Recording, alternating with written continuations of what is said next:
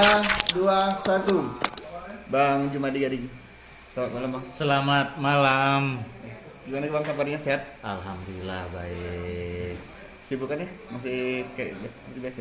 Masih seperti biasa ngurus Humas Pemda, tapi sekarang udah berubah nama jadi Prokopim, Protokol dan Komunikasi Pimpinan. Tetap juga komunikasi pimpinan itu kaitannya sama Humas Pemda. Seperti itu. Tapi katanya Abang ini sangat senang sekali dengan budaya ini.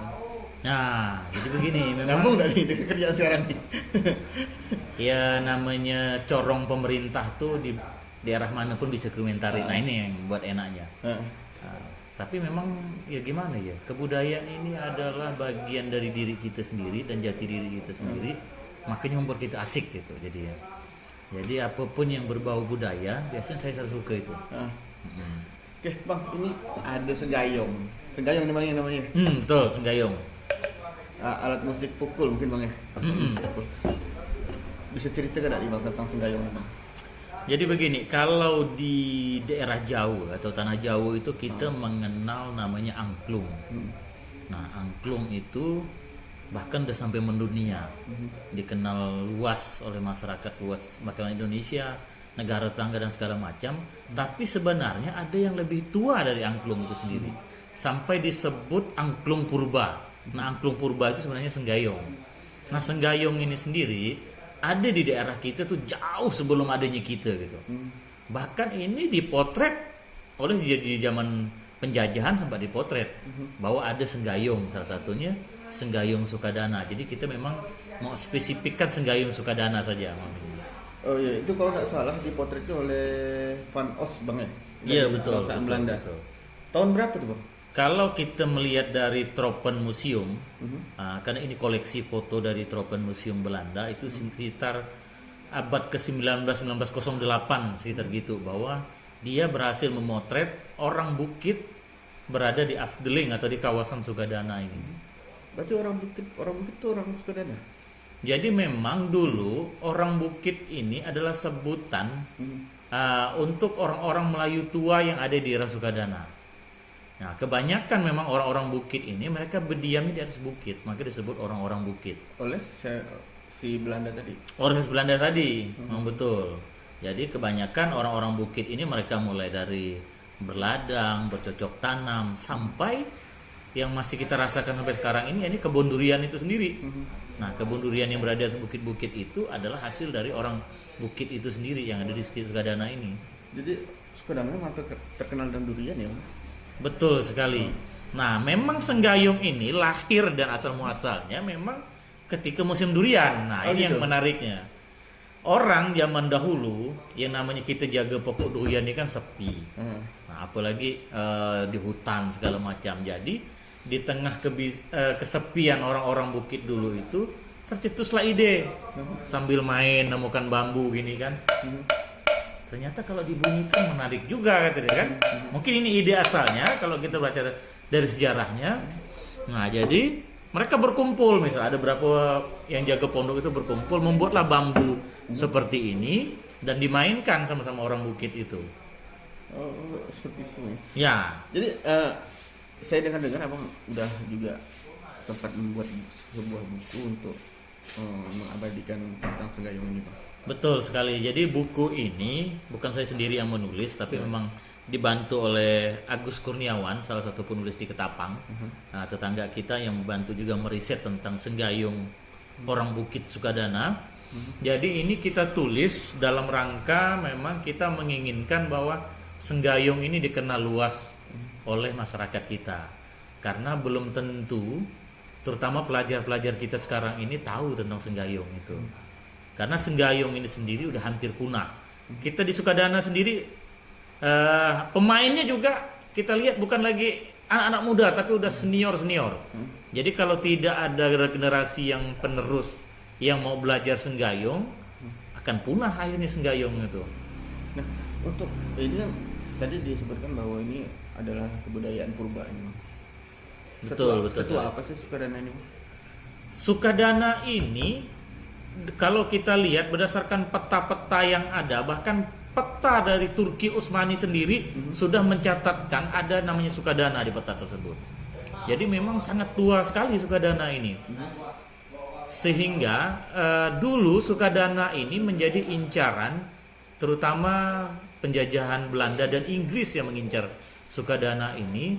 Selain tambang dan segala macamnya yang ada, memang Sukadana ini memiliki kontur atau daerahnya sehingga yang menarik, sehingga Belanda itu menjuluki Sukadana ini adalah New Brussels atau Brussels baru yang ada seperti di Belgia seperti itu.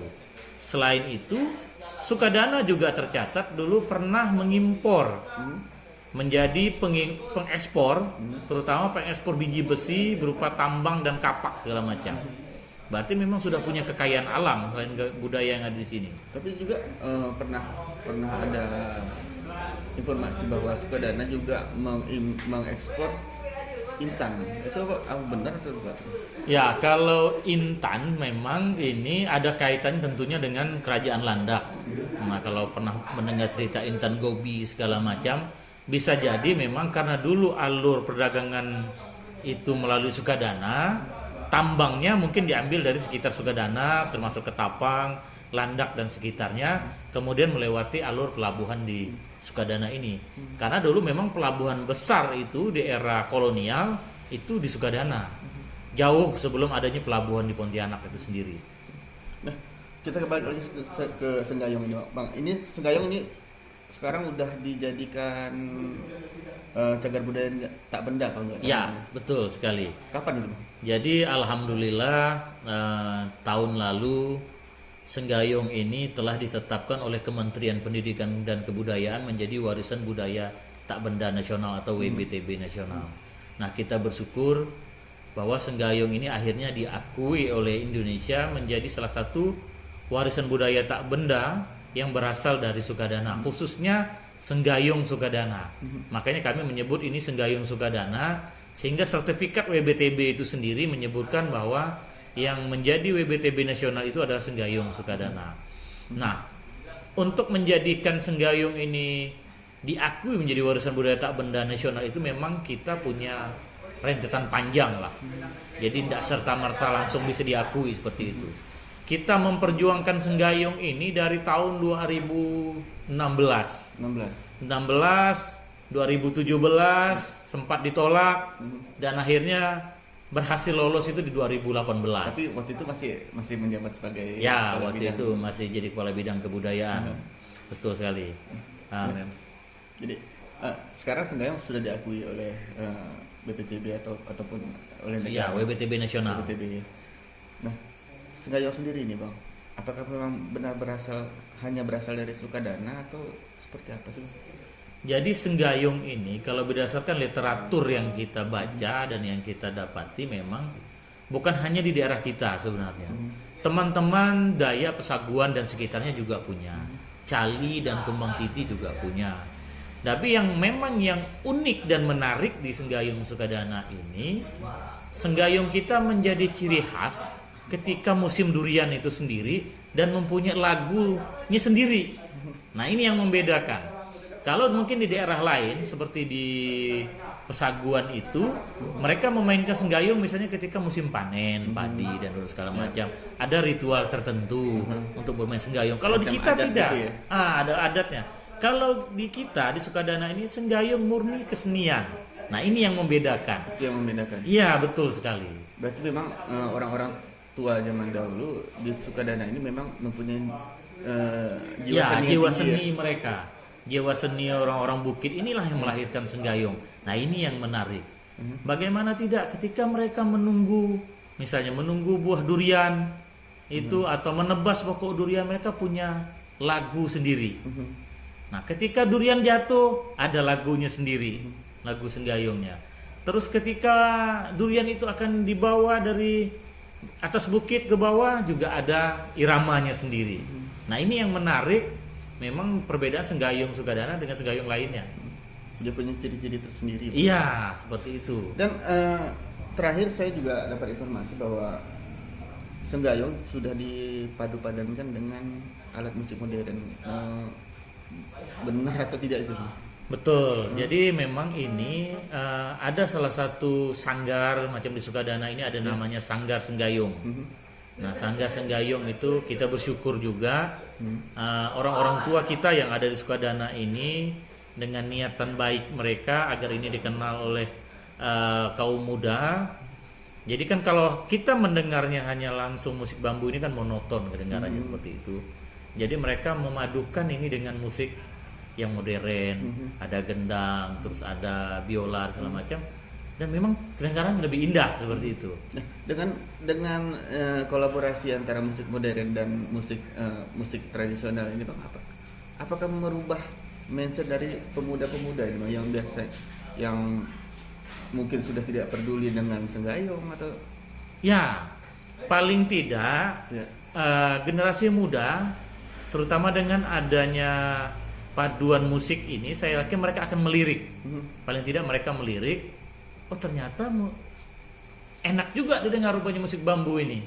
Nah, tidak monoton seperti biasa hanya kita mendengar ketukan segala macam, tapi dengan ini jadi menarik gitu. Jadi menarik karena kalau memang mendengar hanya secara monoton, memang mungkin generasi milenial sekarang mungkin di telinga mereka mungkin agak kurang familiar lah gitu di telinga mereka, karena mereka sudah ditemani etno musik yang udah cukup modern kan era sekarang itu. Tapi dari pemerintah daerah sendiri Bang, sampai saat ini apakah sudah mencoba untuk merangkul generasi muda untuk sekedar melestarikan budaya senggayung ini Bang? Iya, saya yakin ini memang tugas beratnya kita semua untuk tetap melestarikan ini.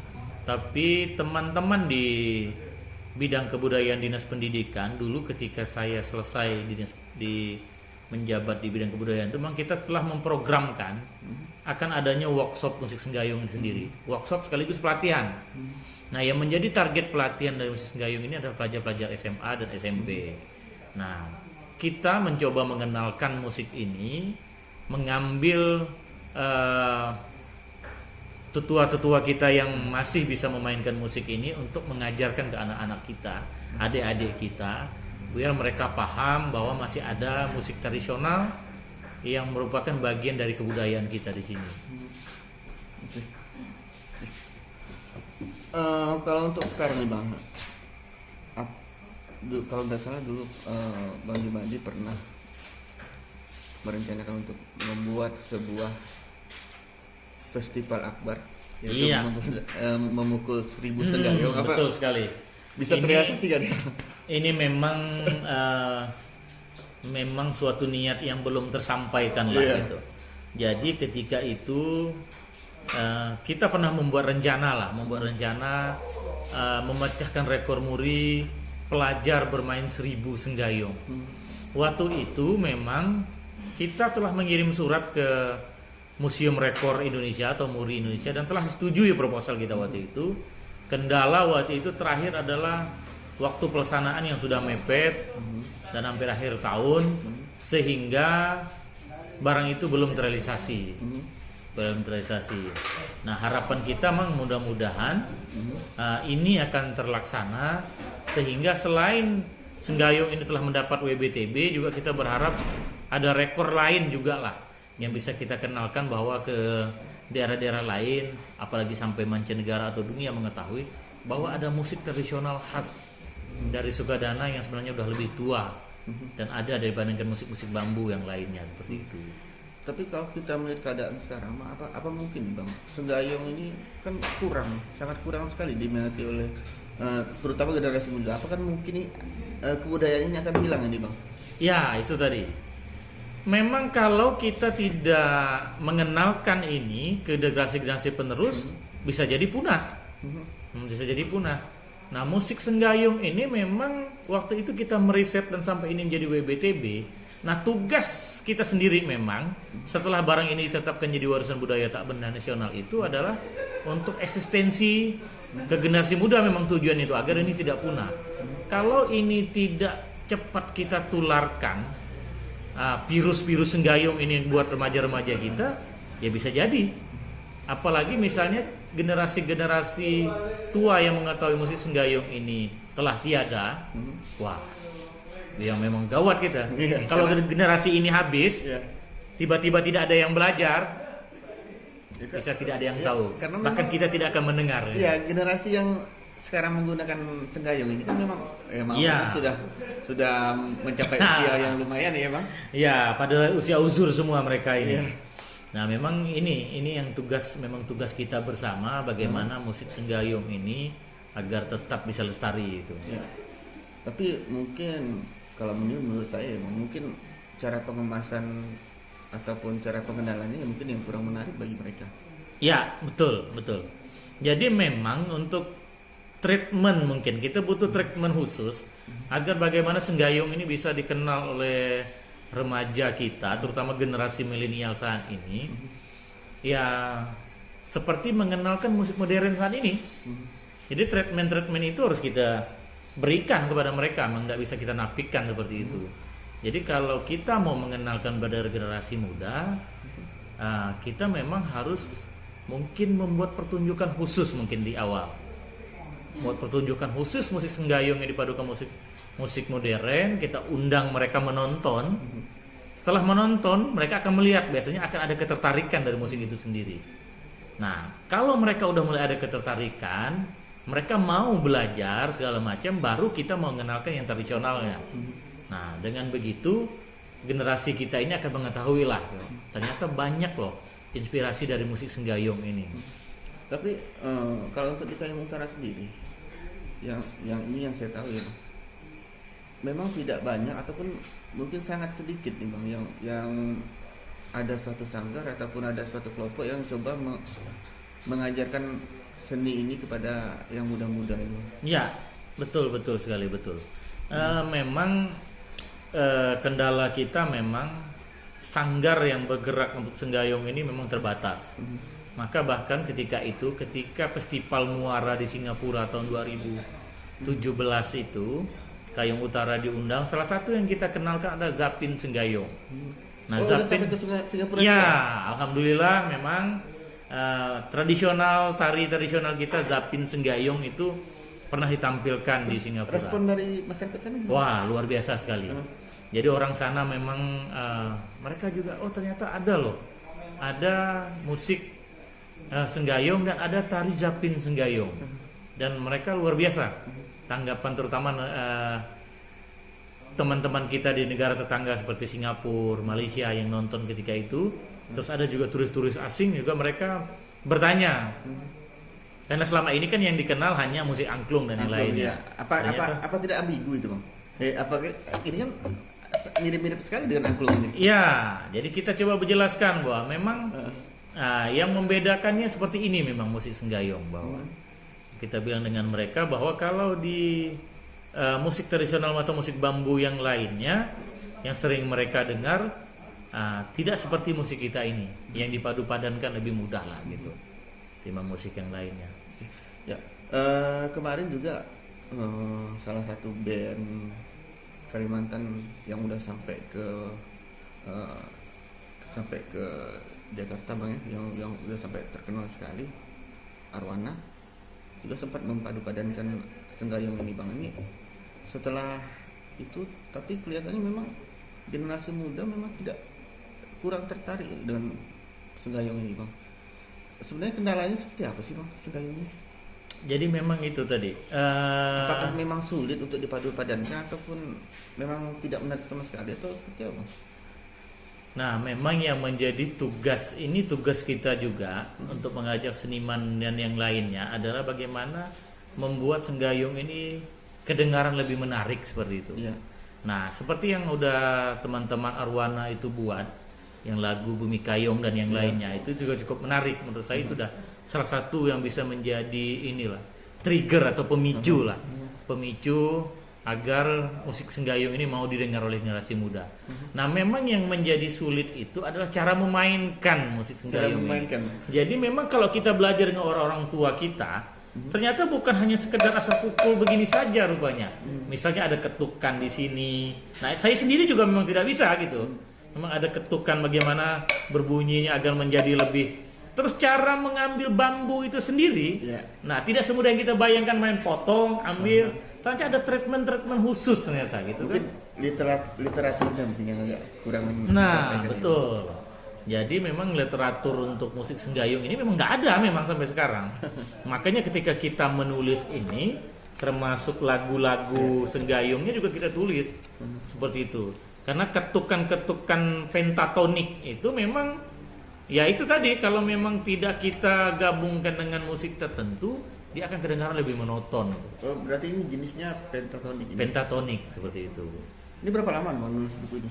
Ya ini lumayan juga lah. Kita menghabiskan waktu sama Agus itu sekitar 6 bulanan lah gitu. Itu langsung survei ke Ya, kita juga langsung mendatangi pengrajinnya.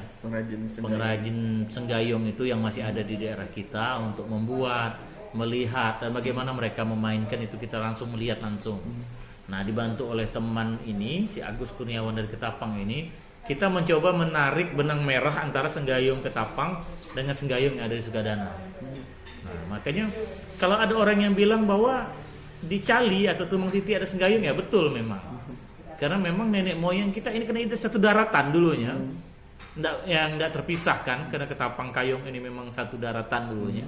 Hanya administrasi saja yang memisahkan kita sekarang ini, ya memang ya bukan hal yang baru. Bukan hal yang baru, barang ini sudah menyebar kemana-mana itu. Sempat tidak menuai kritikan ataupun klaim dari daerah lain? Ya, saya pernah mendengar bahwa memang Kabupaten Ketapang melalui Dinas Pariwisata dan Kebudayaan juga akan mendaftarkan Senggayung untuk dijadikan WBTB. Saya rasa itu tidak masalah.